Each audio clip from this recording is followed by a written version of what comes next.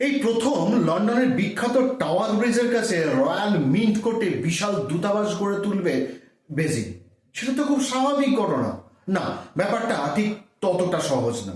লন্ডনে এহেন পেল্লায় দূতাবাস খোলার স্বপ্ন দীর্ঘদিন ধরে দেখে আসছে চীন, কিন্তু বিশ্বাস করে কখনোই বেজিংকে জায়গা দিতে চায়নি ব্রিটিশ প্রশাসন। এর নেপথ্যে অবশ্য ছিল তিনটি কারণ। প্রথমত, ড্রাগনের বিরুদ্ধে তথ্য ও প্রযুক্তি চুরির ভুরি ভুরি অভিযোগ রয়েছে।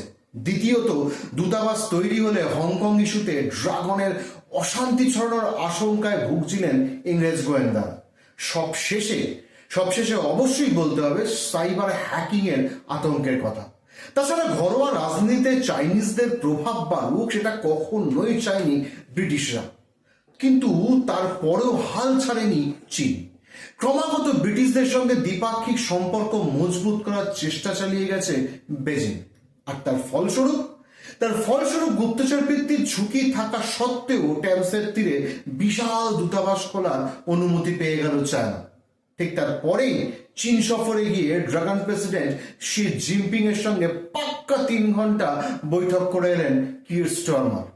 আগামী দিনে সেখানে 200-র বেশি কর্মীকে মোতায়েন রাখার পরিকল্পনা রয়েছে চীনের। ব্রিটিশ প্রধানমন্ত্রী কির স্টারমারের জোড়া পদক্ষেপে হতবাক সারা বিশ্ব।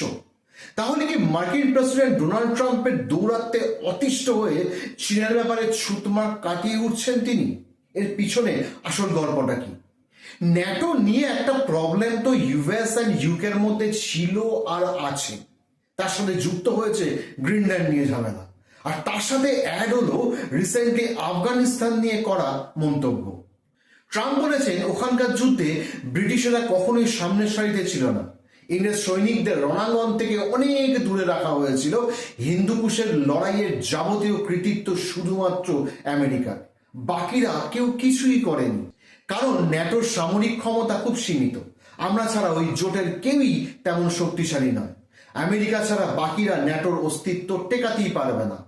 আর ওই লড়াইয়ে অংশ নেন ইংরেজ পরিবারের ছোট ছেলে যুবরাজ প্রিন্স হ্যারি।